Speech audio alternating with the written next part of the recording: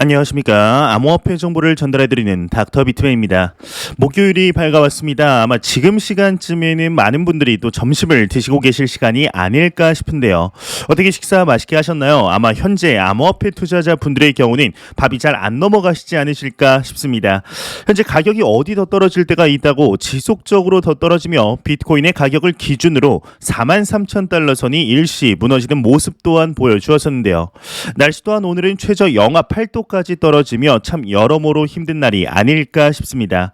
오늘 남은 시간도 잘 마무리하시길 바라면서 이제 암호화폐 시장의 주요 몇 가지 소식들과 함께 오늘 하락한 이유가 무엇인지 같이 한번 보도록 하겠습니다. 현재 글로벌적으로 가장 많은 암호화폐 투자자를 보유한 국가이죠. 인도에서 하나의 소식이 나왔습니다. 인도의 경우는 현재 암호화폐 시장과 관련하여 지난 11월 암호화폐를 전면 금지를 할지 안 할지에 대한 논의가 가파르게 진행이 되고 있는데요. 오늘 새로운 소식이 나왔습니다. 인도의 통화정책위원회에서 소식이 나왔는데 어떠한 내용인지 같이 한번 보도록 하겠습니다. 인도 통화정책위원회 위원 암호화폐 전면 금지는 어렵다 헤드라인이 장식이 되어 있습니다. 이 비트코인닷컴에 따르면 인도 통화정책위원회 아시마 고얄 위원의 경우는 최근 현지 매체와 인터뷰에서 암호화폐는 화폐로 보기 적절하지 않기 때문에 암호 토큰이라고 불러야 한다며 법정화폐로서 암호화폐 도입은 금지하는 게 마땅하나 단순 토큰 거래라면은 규제하면 된다라고 말했다고 하는데요. 이어서 암호화폐를 전면 금지하는 건 실행하기 어렵고 불법 활동만 부추길 뿐이라며 다만 위험을 인식하고 있는 투자자들의 대규모 거래만 허용해야 한다 덧붙였다고 합니다. 인도의 경우는 현재 암호화폐 시장에 대해서 찬성과 반대가 극명하게 갈리며 지속적으로 논의가 이루어지고 있습니다. 하지만 현재는 전면 금지를 하지 않겠다라는 쪽으로 서서히 기울고 있는 것 같은데요.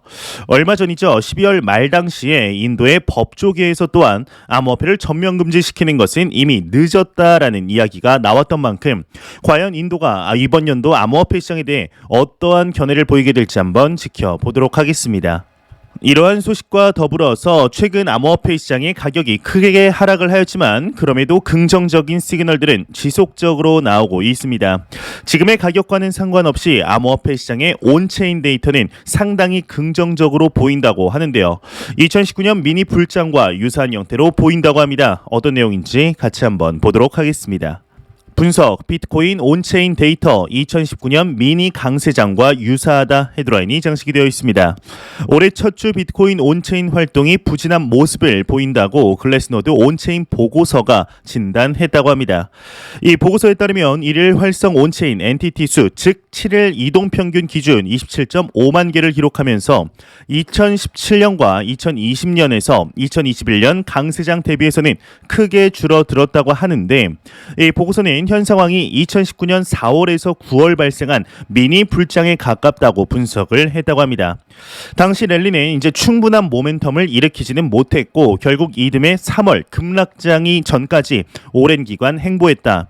다만 장기적으로는 비트코인 수요가 늘어날 것이라고 보고서는 전망을 하였다고 하는데 이 비트코인 장기 수요를 예측하는 지표인 비트코인 보유 주소 수는 지난해 746.2만 개가 추가되면서 전년 대비 23.2%가 증가했으며 현재 총 비트코인 보유 주소 수는 3,960만 개로 2017년 강세장 대비 40% 증가했다고 합니다. 이는 사용자 기반이 이제 5년간 지속적으로 성장했음을 보여준다고 하네요. 현재 이러한 일들은 작년 말 비트코인의 가격이 전고점이었던 68,000달러대 도달 후에 하락이 시작되었을 때부터 지속이 되고 있습니다. 이 가격이 하락을 해도 비트코인의 신뢰이트는 연일 최고점에 도달하며 다른 데이터들 또한 건강한 상태가 유지되고 있는데 이 말인즉슨 작년부터 하락을 했던 이유들이 이제 매크로적인 이유들, 외부 요인이라는 것인데요. 다시는 회복하지 못할 것만 같은 지금의 기조 속에 과연 암호화폐 시장이 어떠한 방향성을 띠게 될지 한번 지켜보도록 하겠습니다. 이러한 소식과 더불어서 현재 글로벌적으로 전통 금융권의 강자이죠. 지금 보시는 은행과 같은 암호화폐 시장 간의 벽을 허무려는 작업들이 이루어지고 있는 것을 우리는 지속적으로 확인할 수가 있었습니다. 특히나 은행이 암호화폐 매매 서비스를 지원하는 일 또한 심심치 않게 나오고 있는데요. 오늘은 이 국가에서는 암호화폐 시장에 관해서도 많은 이야기가 나오지는 않을 뿐만 아니라 이러한 소식은 또 처음 나온 것 같은데 나오자마자 굵직한 소식이 나왔습니다. 어떠한 국가에서 어떠한 소식이 나왔을지 같이 한번 보도록 하겠습니다. 이탈리아 대형 은행 비트코인 매매 지원한다 헤드라인이 멋지게 장식이 되어 있습니다. 전통 금융권이 암호화폐 관련 서비스를 출시하고 있는 가운데 이탈리아의 대형 은행이 비트코인 매매를 지원하는 서비스를 출시한다고 합니다. 비트코인 매거진은 2021년 1월 3일 이탈리아 소재 프라이빗 뱅크 방카 제네랄리가 자사 플랫폼에 비트코인 매매 기능을 추가할 예정이라고 밝혔다고 하는데요. 이 비트코인 매매 기능은 샌프란시스코 소재 암호화폐 업체 코니오와 이제 제휴를 통해 이루어진다고 합니다. 이 방카 제네랄리 은행은 이탈리아 최대 프라이빗 뱅크라고 합니다. 전 세계 10대 보험사 중 하나인 제네랄리 그룹의 계열사로서 자산 규모는 870억 달러, 하나 무려 약 103조 원에 달한다고 하네요. 현재 이러한 흐름들은 전 세계적으로 가파르게 퍼지고 있습니다. 금융의 중심이라고 불리우는 미국의 경우는 실제로 현재 암호화폐 매매를 진행하고 있는 곳들이 있을 뿐만 아니라 호주의 최대 은행인 커먼웰스 은행 또한 지원하고 있는 것으로 알려져 있습니다. 이러한 흐름들은 현재 우리나라에도 퍼지고 있으며 주요 은행권들은 암호화폐 커스터디 시장에 이미 뛰어들은 지는 오래되었죠. 이 중에 국민은행의 경우는 금융권 최초로 비트코인과 CBDC의 보관이 가능한 디지털 월렛을 처음 개발한 사실이 밝혀져 상당한 화제가 되었었는데요. 이러한 흐름들이 지속이 된다면 우리나라의 주요 은행권들에서 암호화폐 매매 기능을 보는 일은 어찌 보면 확정된 미래가 아닐까 싶습니다. 어떻게 상상이 가시나요? 우리의 주거래 은행에서 암호화폐 매매를 한다는 것이 개인적으로는 참 놀라울 것 같은데 과연 우리나라에서도 공식적으로 암호화폐 매매를 은행들이 지원한다는 소식이 이번 연도 안에 나오게 될지 한번 지켜보도록 하겠습니다. 이러한 소식과 더불어서 현재 미국의 많은 도시의 이제 시장들이 비트코인에 좀 진심인 것을 우리는 확인할 수가 있었습니다. 특히나 마이애미의 시장이죠. 프란시스 수아레즈 시장의 경우는 비트코인 맥시멀리스트라고 불러도 전혀 이상하지 않을 사람인데 이 인물이 각 도시의 시장에게 암호화폐 협약 서명을 이제 제안을 했다고 합니다. 이게 무슨 내용인지 같이 한번 보도록 하겠습니다. 마이애미 시장 각 시장들에게 암호화폐 협약 서명을 제안했다 헤드라인이 장식이 되어 있습니다. 블룸버그에 따르면 암호화폐 친화 성향의 마이애미 시장 프란시스 수아레즈의 경우는 월요일 미국 시장단 회의 의장을 맡아 혁신 촉진을 위해 각 도시가 암호화폐 협약에 서명할 것을 제안했다고 합니다. 미국 시장단 회의는 인구 3만 명 이상의 도시의 시장으로 구성된 초당적 조직이라고 하는데 1년에 2번 이상 모인다고 하는데요. 이 수아레즈 시장은 도시가 급성장하는 암호화폐 산업을 외면하는 대신에 성공적인 암호화폐 규제를 위해 적극적으로 싸워야 한다 설파를 했다고 합니다. 다만 이를 위한 구체적인 조치는 따로 제시하지 않았다고 하네요. 아직 이제 정확하게 이야기들이 나온 것은 아니지만 이러한 이야기들 자체가 나오는 게 참 유의미한 일이 아닐까 싶습니다. 현재 미국의 시장주에서 이제 그 비트코인을 포함한 암호화폐 시장에 대해서 친화적인 입장을 보이는 인물들이 대표적으로 3명이 있죠. 일단 첫 번째로 나온 방금 마이애미주의 시장 프란시스 수아레즈, 그리고 최근 이제 미국의 뉴욕의 시장으로 당선이 된 에릭 애덤스, 그리고 미국의 테네시주 잭슨시의 시장 스콧 콩거가 있는 상태입니다. 이 외에도 이제 와이오밍 주도뿐만 아니라 몇몇 주들이 또 있는데 현재 미국 내에서 암호화폐 시장을 확장시키기 위한 논의들이 정말 가파르게 진행이 되고 있습니다.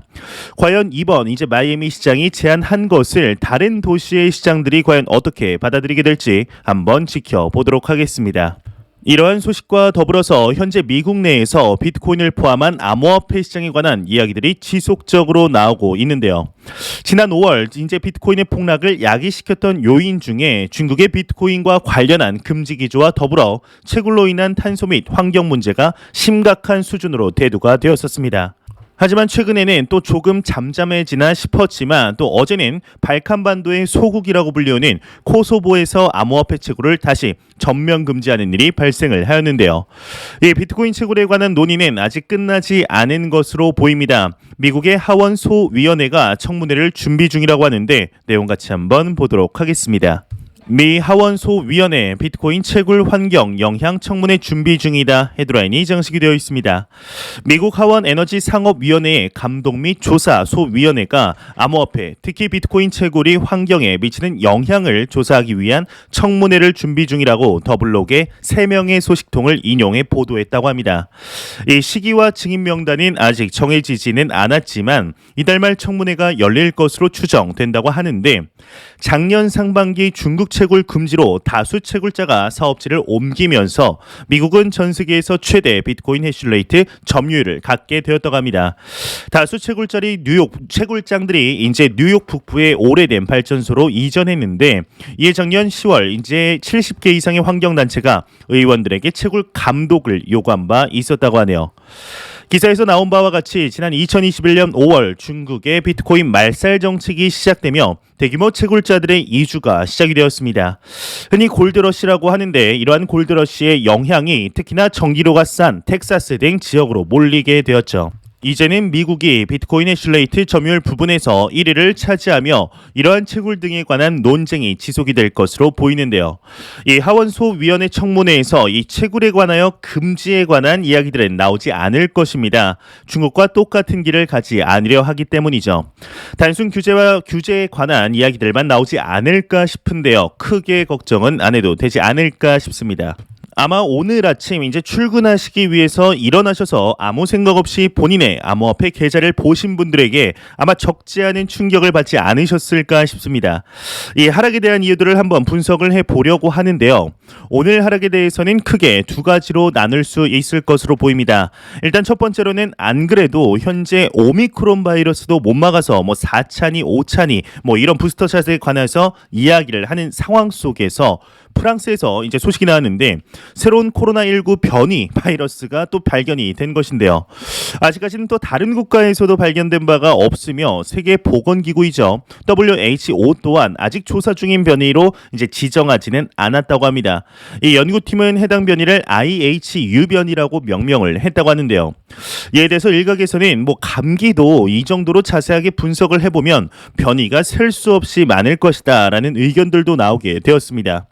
이러한 새로운 변이 바이러스의 출현이 자산 시장에 압박을 주었다라는 분석이 나오고 있으며, 일단 두 번째로는 한국 시간으로 오늘 새벽에 이루어진 FOMC에 관련된 소식입니다. 얼마 전 FOMC가 이루어진 것 같은데 얼마나 지났다고 또 진행하는 건가 싶으실 수 있습니다. 현재 하락한 것은 암호화폐 시장만 하락한 것이 아닙니다. 나스닥 등의 이제 전 자산 시장에 영향을 주고 있는데요. FOMC의 의사록에 따르면 연준 위원들은 조기 금리 인상은 물론 재무제표를 축소하는 양적 긴축에 대해서도 논의를 하였는데, 이 FOMC 위원들의 경우는 이 테이퍼링과 금리 인상을 앞당기는 것은 물론이고 연준의 자산 규모를 줄이는 양적 긴축을 통해 유동성을 더 많이 회수하는 방안까지 논의했다고 합니다.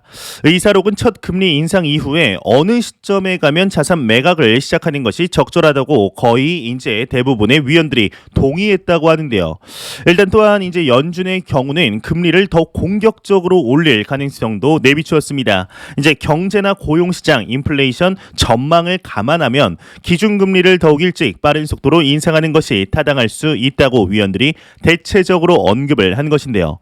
지난 FOMC 당시 이제 미국의 고용시장의 경우는 구식보다 구인이 더욱 많다 평가를 하였지만, 실제 민간급여 처리 업체에서 나온 지난달이죠. 12월 신규 고용이 다우존스가 예상한 37만 5천 명보다 2배 이상 이제 증가한 수치 80만 7천 명이 나왔습니다.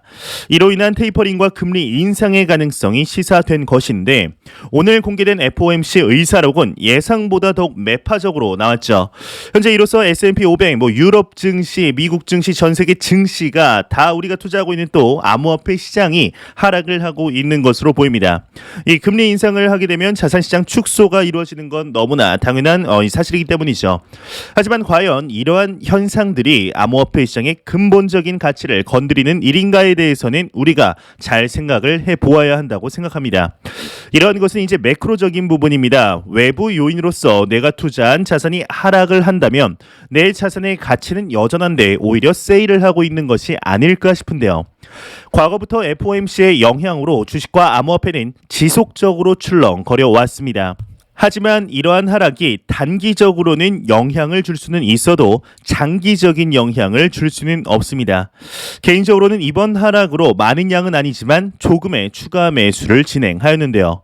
우리는 작년부터 이러한 암호화폐 시장의 변동성을 지속적으로 겪어왔습니다. 지금의 하락에 너무 크게 신경 쓰지 않으셔도 된다는 말씀 꼭 드리고 싶습니다. 제가 준비해온 소식은 여기까지입니다. 영상이 도움이 되셨다면 구독과 좋아요 그리고 광고 한 편만 처음부터 끝까지 시청 부탁드립니다. 이 채널은 오직 광고 수익으로 운영이 되게 됩니다. 항상 영상 시청해주시는 시청자분들, 구독자분들 너무나 감사드립니다. 오늘 남은 시간도 잘 마무리하시길 바라면서 저는 더욱 도움이 되는 영상으로 저녁 퇴근길 찾아뵙도록 하겠습니다. 지금까지 닥터 비트맨이었습니다. 감사합니다.